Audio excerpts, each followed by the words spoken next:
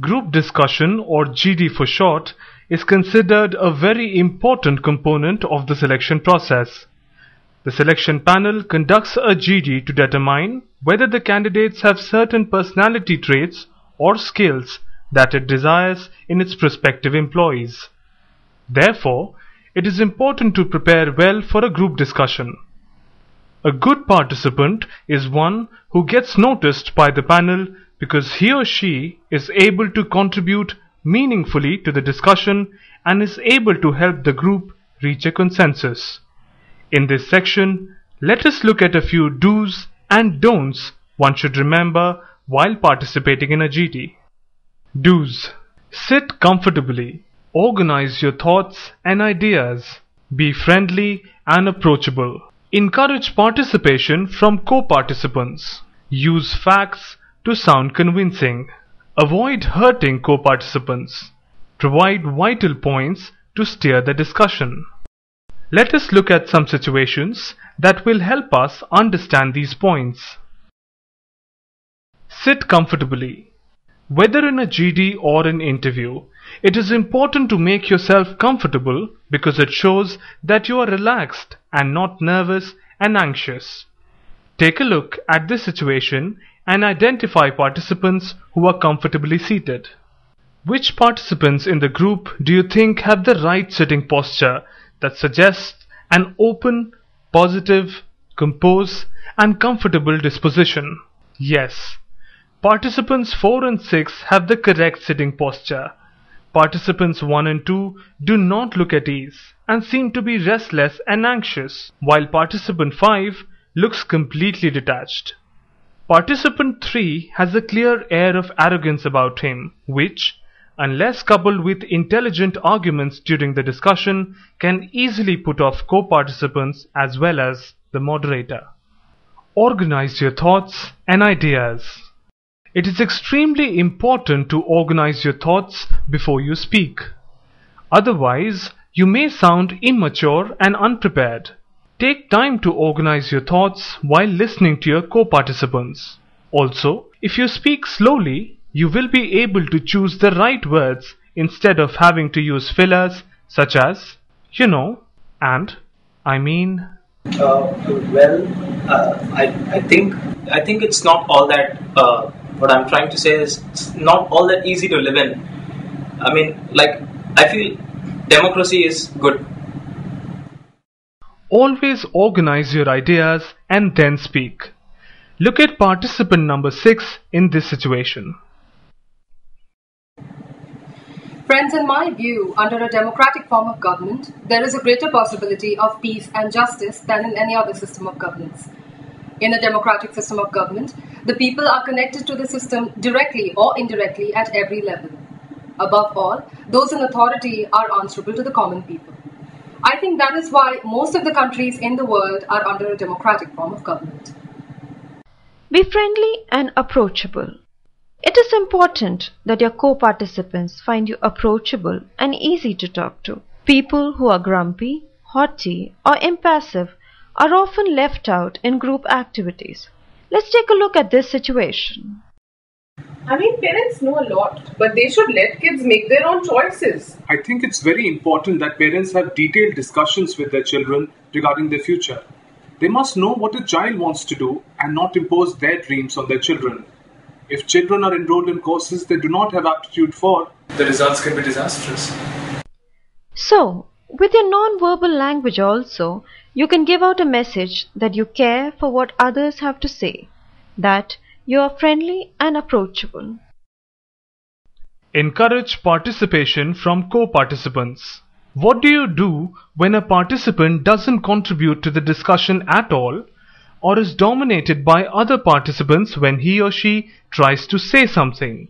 Would you ignore him or her, or would you say something to encourage such a participant? Take a look at this situation. Friends, I think even India should have nuclear weapons. I mean, every other country in the world has nuclear weapons. Then why should India be left behind? I think we should. No, I don't agree. Like I was saying earlier also, nuclear weapons should be banned. That is the best solution. Friends, I think all of us are keen to know what our friend here has to say on this issue. Yeah, thank you. Even I feel that nuclear weapons. Don't you think it was a nice gesture by participant 2 to invite the silent participant to share his views with the group? Such gestures often get noticed by the moderator, and it also makes you more approachable to other co-participants. Use facts to sound convincing. While participating in a discussion, use facts and figures to lend credence and conviction to your arguments as is shown in this situation. Even today, 25% of our population lives below the poverty line, which actually means to live without a shelter, without a regular income, and sometimes even without food. Unless our system starts working towards their development, all growth and prosperity would be lopsided and ill-conceived. As you can see in this situation, adding the percentage of population below poverty line has lent credence to what the participant has said. It also shows his general awareness. So, supporting your arguments with facts and figures always helps. Avoid hurting anyone. Humility is a virtue that is always appreciated. Even if you disagree with what a co-participant is saying, you should never rebuff or belittle the other person. Picture the situation where the group is discussing on the topic, will the cricket frenzy in India die down in the years to come? I feel cricket in India will soon be replaced by hockey or football. The kind of hype we are seeing today will die down with time. We saw a lull when the whole match fixing thing had been unearthed, and it seems IPL is doing more harm than good for cricket. How can you say a thing like that? There is no basis for what you're saying. It is just your opinion. Cricket is not just a game, it's the religion of this country. And it will survive all odds and remain the most watched game in India. No hockey or football can ever replace it. Yes, such behavior finds takers neither in group discussions nor in real life. It is best to be humble and assertive. You may have a difference of opinion, but that does not give you the right to raise your voice or ridicule others. Let's see how the same situation could have been tactfully and politely handled. No, my friend, I disagree with you. As you said, the match-fixing scandal proved that the viewers were being taken for a ride. But the popularity of cricket did not die down in India. Even the recent controversy that IPL raked up could not kill cricket frenzy in this country. So I think cricket is not just a game, it's the religion of India. And it will survive all odds and remain the most watched game in India. Don't you think this was a much better response? Group discussions are held not just to test your language skills and general knowledge, but also to see how you respond in varied situations. Your presence of mind, humility, tranquility, tolerance, and ability to adapt and respond to impromptu situations are also a test in such group exercises. Provide vital points to steer the discussion. At times, the discussion hits a deadlock and seems to be stuck at a point or gets repetitive. In such situations, try to redeem it by providing fresh, vital points to steer the discussion out of the woods. Sample this discussion on arranged and love marriages. Friends, I think we have talked a lot about advantages and disadvantages of love and arranged marriages. In my opinion, I am neither for nor against either form of finding a suitable match. In my opinion, two people who are going to enter wedlock should get ample time to know each other. Even their families should get enough time to mix with each other. These days, most of the couples do not stay with their parents. They may be staying in two different cities or in separate homes in the same city. In such cases, the friends of the couple are as important as the family. So it would help the couple to interact and meet with each other's close circle of friends. And as it is said, you are as good as the company you keep. So knowing your prospective partner's friends will help you know your partner better. As you can see, the participant has provided a fresh point for discussion. She has made a relevant point, and that is why the other participants are listening to her attentively without interrupting. Don'ts. Don't be in a hurry to open or end the discussion. Don't be dominating or dismissive. Don't get emotional. Don't deviate from the topic. Don't come across prudish and conservative.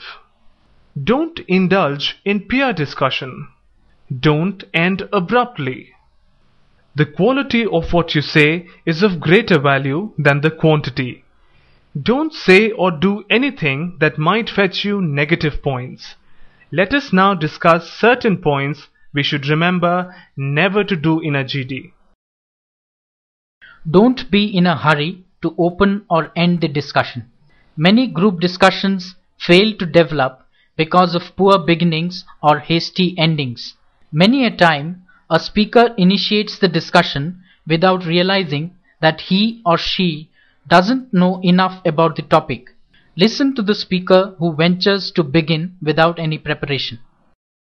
Good morning. We are here to discuss the topic, cloning should be banned. In this regard, I feel that cloning as such is not bad. I don't think it needs to be banned. Don't you think it ended before it began? Consider this as an alternative beginning for the same discussion. Friends, good morning. We are here to discuss the topic, should cloning be banned? As we all know, cloning is the technique of producing identical copies from cells or organisms from body cells. The first animal to be successfully cloned was Dolly the sheep. In light of this, we need to discuss, does cloning hold new promises for the future? If yes, what are they? If no, what are the major threats it may pose to humanity? Are the threats so great that cloning should be banned? Don't be dominating or dismissive. A group discussion is meant to test your team skills and leadership qualities apart from other qualities. It is good to support your ideas with facts, figures, data and experiences. But do not try to dominate others or emphasize an idea beyond the point of tolerance or dismiss another person's point of view to score points. Picture this situation where one person in the group tries to dominate another. I don't think global warming is going to kill us. Those who create rumors always exaggerate the facts. You know, even in the past, predictions have been made of the end of life on this very earth. And how do we tackle global warming? Can we stop flying in planes, moving in cars, running industries, using mobile phones, air conditioners, and everything that we cannot survive without? What you're saying, my friend, is not practical. I don't think we need to create such a fuss about global warming. Don't you feel that the speaker was really dismissive in her attitude? Look how the same argument can be said in a better way. Recently, I read an editorial in the Times of India that global warming may not be as disastrous as it is projected to be. The author also quoted several other instances from the past when such predictions were made about bigger disasters, but nothing of that sort happened. That, of course, is one point of view. There are others who have a completely different opinion. Therefore, we cannot brush aside all this concern in a whiff of overconfidence. We need to carefully analyze how drastically we need to change our lifestyle. This will enable us to live up to the demanding adjustments and sacrifices, if at all we have to stem the tide. As you can see, this participant speaks in a calm and collected manner and doesn't harp on her view. Neither does she ridicule or override the other participant's view, though it is clear that the position she has taken is different. Always remember, in a group discussion, it is not about right or wrong arguments. It is about how convincing you sound and how well you are able to deliver your argument. Don't get emotional. Emotions are common and natural to human nature. However, it is not desirable to overplay your emotions, particularly in a group discussion. Look how the participant in this situation loses her cool and reacts to her co-participant's attitude. You know, I agree with this women's liberation thing, but sometimes women take this idea of liberation a little too seriously. I mean, a baby needs a mother more than a father, so a woman has to compromise and may even have to leave her job to take care of the baby. A man can't leave his job, sit at home, take care of babies. It doesn't work like that. You are such a chauvinist, you know that? Whatever makes you think that only a woman has to sit at home and take care of the baby while a man goes out to work? You think a woman's career is not important to her? You think she does not have the right to be rich and famous? Why should she alone take a break from her career and sit at home to take care of the baby? This lady here is completely overcome by emotions, and because of this, she is not able to convey her views clearly. Let us see how similar views can be expressed in a more graceful and composed manner. I think just like men, women too crave equality, independence and recognition at the workplace. I think their contribution to the workplace is as important as their male counterparts. And as far as babies are concerned, I think they're a huge responsibility of both the parents. Times have changed and there are a lot of instances where men have willingly stayed at home to take care of the babies while the women have gone to work. So I think it's a joint decision to be taken by the couple about who can take a break from work or if help can be hired and both can work. So I would say there is nothing like only a woman can stay at home and take care of the baby while the man goes to earn for the family. Times have changed and a lot of men are doing it already. Don't deviate from the topic. It is quite commonly seen that some participant digresses from the point, and sometimes a discussion starts building on something altogether different from the topic being discussed, and other participants pool in their views and counter-views. Since a group discussion demands focused concentration on a particular issue, try to stay focused and don't deviate from the main ideas. Look how the discussion on Right to Information Act (RTI), a boon or a bane, deviates from its decided course. Right to information is basic and essential. It is our right to know why things are getting delayed, what process is being followed, and who are being involved in the process. This is very important for us to know because otherwise our Sarkari Babus, they take their own sweet time. These government employees, they get so many perks and they don't come on time, they don't do their job, and they're not even accountable for it. How can this go on? The speaker in this situation has completely digressed from the topic. Instead, he could have said something like this. The purpose of the Right to Information Act is to promote accountability and transparency in the working of every public authority. The Act aims at setting up of a practical regime for giving citizens access to information that is under the control of public authorities. It is definitely a boon considering that the implementation of the Act has made public authorities accountable and answerable to common citizens. Don't sound prudish or conservative. The world around us is changing very fast.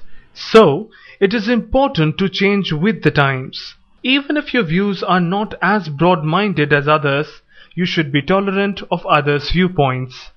Don't sound shocked and alarmed at how differently other people see the world. Let us look at this situation where our participant is completely overwhelmed with the liberal ideas of her co-participants. This live-in culture is a Western concept, and I don't think anybody of us is ever going to do such a thing. We are a very cultured country, and marriage for us is a sacred institution. This is not what our parents have taught us. I don't think we Indians are ever going to adopt such a culture where a man and woman can stay together without even getting married. Those of you who are speaking for this topic are saying this just for the sake of the discussion. Don't indulge in peer discussion. No, I don't think India is spending too much on defense. After all, it is a question of our sovereignty. We need to protect our boundaries. And that should be done at the cost of keeping our people hungry. Do you know the billions that we spend in protecting our boundaries can be used to feed millions? So, what should we do? Allow other countries to capture our territories? Make us their slaves? So, we should protect our boundaries and let our people die. Is it only expenditure on defense that our people go hungry? Yes, of course. What else? A heated debate like this needs to be avoided. Otherwise, it would create a bad impression about you and your co-participant. But sometimes it so happens that two people are so much in appreciation of each other's views that they forget they are in a group discussion and there are other participants as well. Look at this situation. Yes, they keep telling us all the time that we're wrong. I know, tell me about it. Be it the music that we like, the food that we eat, or the movies that we see. They just don't approve. Even simple habits like getting up late on a Sunday morning are never appreciated. You get up at 10 or 10:30 one morning and a lecture from mom or dad is sure to start. I know. I mean, if I go to a late night party or talk to my friend on the mobile 3 or 4 times, sit in front of the computer, they react as if I've committed a sin. Exactly. A couple of days back. So, as you can see, even such a situation should be avoided, because in real life you have to act both as team players and as team leaders. You have to get along with different kinds of people. You may not always encounter like-minded people. Don't end abruptly. Start and end all your discussions properly. An abrupt ending in a group discussion is perplexing and annoying. See how badly this discussion comes to an end. So, we've covered all the points. Is there anything left? No? Well, then I think we can conclude that women's lib is certainly a fib. Now look at another ending. It is therefore not easy to reconcile business and ethics in modern times. Oh, are we done? Should we end here? Oh, thanks. Don't you find the endings in both these group discussions to be choppy, unconvincing and abrupt? Consider a better one. Here we go. Friends, I think we've discussed enough facts and instances that make us believe that though it is difficult to harmonize business and ethics in today's modern times, yet the task is both possible and desirable. So, on this note of optimism, I think we can conclude this discussion. Thank you. With this, we have covered the important points one should keep in mind while participating in a group discussion. We hope that what you take away from here will help you in real life situations. For more details, please read the chapter on group discussions. Thank you.